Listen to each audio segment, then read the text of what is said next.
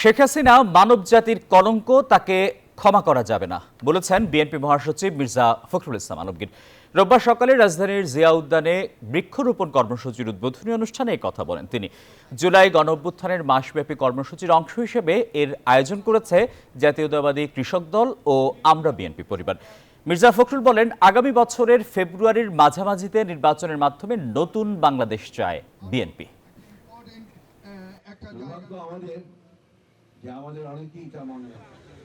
Bundle থাকলে প্রতি সেনমানিতে টাকা বাঁচবে। বিকাশ সেনমানি বান্ডেল কিনে জিতুন প্রতি লেনদেনে। হাসিনাকে কোনোদিন ক্ষমা করা যাবে না। হাসিনা হচ্ছে মানব জাতির একটা কলঙ্ক।